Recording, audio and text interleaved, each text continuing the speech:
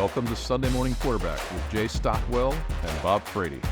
We're mixing it up this week, Stockwell. We're mixing it up. You ready? Okay, what are we doing? Go Big Red! Go Big Red! We're going to turn this thing around. That's right, we're just turning it around. What we did at the end, we're doing at the beginning. So here's the other thing that we're doing. Been wearing the black, getting all the love to the Blackshirts, but today we're in red. Today we're for the offense. Today we're talking offense. You didn't pass that memo before the event, or I'd have done the same thing. So I'll stay with the defense. That's all right. We're going to need it. We got to stay balanced. We're going to need some defense this weekend. The stats are very, very telling, Bob Frady. They like to sling the pill, no doubt about that. I want to do some mascot study before we get going here too far. What exactly is a terrapin? It's a turtle. It's a slow-moving turtle. Terrapins are one of several species of small turtle, order Testudines, living in fresh or brackish water. Terrapins do not form a taxonomic unit and may not be closely related. What did you like? Did you stumble on Smartopedia or something like that? That's like Wikipedia for brainiacs who understand scientific terms. They're freaking little turtles. Okay, that's it. They might form a family group. They might not. And well, since you put it that way, it gives me a much better understanding of what this friggin' thing is.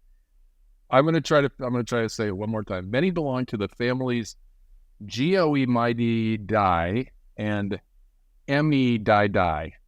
So there you go. Are you having a stroke? Because it sounds like you're having a stroke when you say that. That's what it says. Yeah, that's what it says. It's like a little. Looking at it right here. It's like a little turtle. This is a subset of Wikipedia. So okay, we're playing the turtles this weekend. Smartopedia.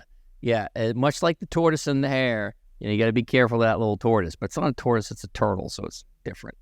Okay, so I was very encouraged by some of the things I heard from the coaching staff this week. Oh, good. Let's hear it. Listen, there's a lot of heat coming down on the kids for all this and that other stuff. And the coaches, like good coaches do, stepped up and said, hey, listen, we got to be a little bit better in our play calling. We got to do some things better from a coaching standpoint to put the kids in position to win. That's always good to hear. It's like you gotta, because I think what's going on with Harburg is, when he was first played, he's like, oh my gosh, I'm out here, let's play. And now it's like, now I have to think about everything and process and pick the right play.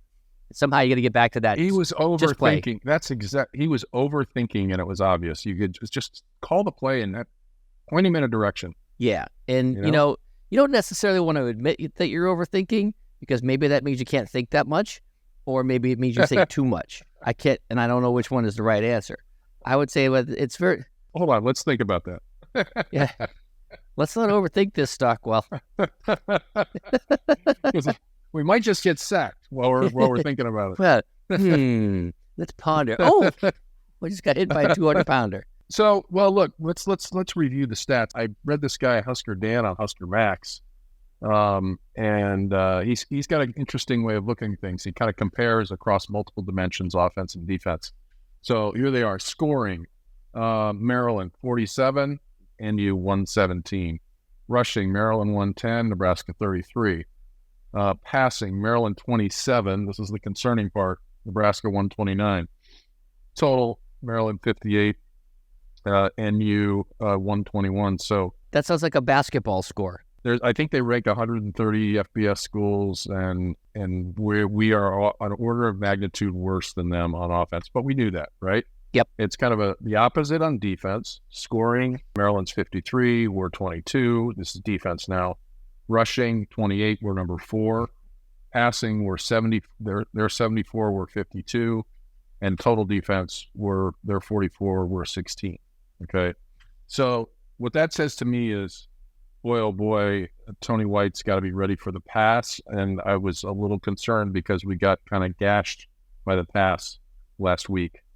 So it leads me to be very, very concerned about this weekend. Yet it is another opportunity. Now, remember, I called 7-5. You called 8-4. You have to win out to get to 8-4. I still have the flexibility of one loss to get to 7-5. It's not a contest, Stockwell. It's not a contest. No. Well, it's just there's no push-ups at the end of this, unlike last week. I think it's a very, very unique setup. Their quarterback is good. Is this Tua Tagovailoa's little brother? Is that? I'm not sure how you pronounce. I think that you garbled that. This is like the turtle pronunciation that you started. You need to go back to Smartopedia and figure out how to pronounce that properly, because I certainly don't know how to pronounce it. Here's the thing about Maryland. You know, they beat Indiana handily. They beat Michigan State, and then they get pounded by Ohio State. Then they lose to Illinois Northwestern, and then get pounded by Penn State again. So something's up with those guys. I don't know whether they're injured. I don't know whether people have figured out the play calling and the coaching staff hasn't adapted. But I'm not as worried about Maryland maybe as some people are. It's like, yeah, they can throw the pill, but it's a home game, number one. Number two, the weather's going to be nice. And number three, I think that Prince comes back this week, so you know we'll have some purple rain falling down on them if the weather does get inclement. So I'm not worried about that. Something's up with Maryland, and we can exploit it. Here's a reason to be concerned. His name is Tua Tagovailoa, and he is the brother of Tua Tagovailoa. There you go. I think I'm saying that correctly. Of the Miami Dolphins. So he comes from very, very good bloodlines, and his older brother's been just tearing it up. And apparently he's been tearing it up. I think that, just listen, we both have brothers, and we can say a lot about the bloodline of each of our brothers. Just because, you and I are part of the 5th most popular podcast for Nebraska football doesn't mean our brothers could do it. That's true. Just leave it at that.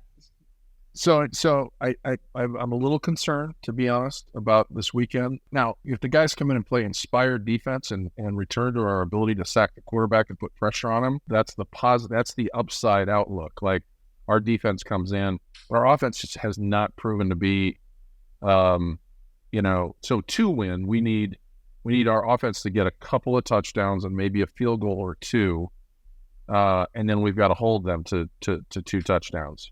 I think that Maryland will score 3 touchdowns. What's the over-under, Bob? 42.5. The Maryland's a 3-point favorite, and it's between 42 and 44.5, depending upon the book that you're using. I like the 44.5. I'm thinking it's going over, because you know what? We're wearing the colors of the offense this week, and I think that the defense will hold them enough, force a turnover or two, and the Big Red shall emerge victorious by a score of 27-24. Now, can we petition the replay booth right now to get it right?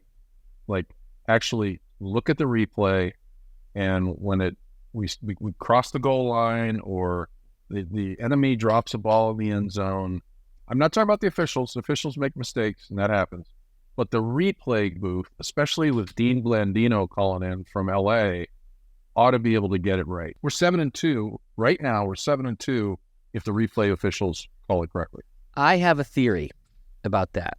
I think that the replay booth is just too busy, and they're understaffed. They need a couple more replay analysts up there. And when you hire people, maybe they're not as experienced as the real. I think it started out as a really good idea. We'll review 1 play per game. And now it's like they're reviewing 30 plays per game, and they're just overwhelmed in volume. So they move too fast. They're not like us at home who sit there and dawdle over it back and forth and back and forth. It's like they got like 30 games doing this stuff. So my theory is that replay is just too busy, and they can't get things as right as they should be able to get, which is a fault of the system. They need to improve the infrastructure of the system. They should designate one person every game that gets to see the obvious looks that we get to see. Because at Minnesota, it was obvious that it was a touchdown. Here, it was obvious that the guy dropped the ball, didn't catch it. I would say it was borderline, but it was, if you're going to call the drop to the other end, it's like you got to be consistent with your calls. But then the biggest plays are the ones that aren't called. They get 11 yards on first down, and they only give them 9. They spot the ball improperly. And so the clock doesn't stop, so you don't have time to review it. The second, there's a car crash in the secondary where defense interferes with Coleman. It's like they missed that. It's sometimes they just missed the call. And so it's not just the replay officials, it's the officials in general. The Coleman officiating miss has nothing to do with the replay. It's not a reviewable play. But the replay guys should get it right. Now, Matt Rule said, I've been a head coach for 5 years, and I've never lost a game on a replay. This year I've lost 2. Yeah. You know? It's funny that I Googled Nebraska, Michigan State, bad officiating, and it gave me like every game for the last 15 years that they played. It's like so someone's always complaining. So, let's hope they get it right. But I remain optimistic. I'm as optimistic as the sunshine, Jay Stockwell. I'm optimistic. Big Red will emerge victorious. Okay, so I'm going to be a little more conservative. I think it's 2 touchdowns and 2 field goals. I think Tristan Albano's going to have 2 field goals, so we're going to have 20 points. But Maryland's going to have 14 and maybe a field goal. So I'm gonna call it 20-17. All right. Under. So you go in the under. God bless you, Jay Stockwell. You go. And just count on the home field advantage and the crowd, the 12th man of the crowd to play a big factor in this game. I think getting their butts handed to them last week will hopefully be a wake-up call. Sometimes when you win a bunch of games in a row, you think the next game's going to be easy, and maybe you don't prepare quite as hard. It's just human nature until you get used to winning a lot of games in a row. And hopefully there's a good wake-up call for them and allow them to... Give credit to where it's due. I mean, the Michigan State coaches had a good game plan. They were tricky. They were clearly well prepared. They threw the kitchen sink at Nebraska. And Nebraska still had a chance to win the game at the end. They just didn't execute. So it wasn't as if this was a blowout. It is what it is. And you know what? Sometimes you have games like this where you just miss a play or two and you end up on the wrong side of things. But I'm optimistic. We're the Red. It's time to be optimistic, Jay Stockwell. What time's the game? Rationally Saturday. Optimistic. I think it's at 11 o'clock. 11 a.m. And then which network is it on? It is on Peacock. That's right. Peacock. This is one of those games we have to sign up for Peacock in order to see the game. It's like it's a paid service. Man. So I think I have it already. So we're good. So we're good. But it's like for those of you who don't want to sign up for the Peacock trial and then cancel it at the end. It's like this is what this is what happens when you bow down to money. You get nonsense like this all the time. You're going to move more and more of these games to paid channels. And what are you going to do? What are you going to do? You want the NIL, you want the big salaries. This is what you get.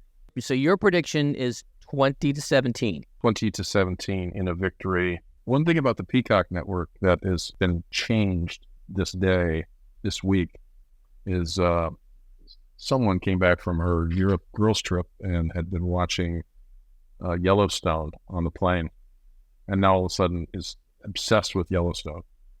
But Yellowstone weirdly moved from Peacock, HBO Peacock. To Peacock. No. To regular CBS TV. In doing so, they picked up like 3.5 million incremental users. Yep. But they had to make it was an R-rated show on the streaming service, and so they had to make a bunch of changes to it to make it work. But apparently it does because it's a popular show, even in the new version. So it was on Paramount to start, and then it was Peacock. There you go. And then it's like whatever. It was we'll figure it out. The game will be on. Yeah. The smart TVs are great now. They've kind of figured it out for you. They understand your watching patterns, and they tell you where to go. Yeah. Great. My TV is now driving my life. Thank you very much, AI. It's a matter of time until that TV becomes smart enough to leap off the wall and smash me over the head for watching stupid shows like The Real OC Housewives. Like, die, Bob Brady, you're stupid. I have been immersed in AI ever since we made our last acquisition, and I got to tell you, I am excited about the future. Like, the things I'm learning about this stuff it's amazing. It's amazing what it's good at. It's amazing what it's bad at. Skynet's just late, Jay Stockwell. It's just late. Yeah. Skynet is just late. All right, let's wrap it up and take it out of here. We got things to do. All right, Bob, lead us on. Go Big Red! GDR! Oh, wow. Do it again? Put a little spin on there. Hold on, one more time. You ready? You got any other unique? That's like the special throwback jersey. It's like okay, you ready? Because the beginning always stays the same. There's no like go big red. It's like go big red. Keep your let's go.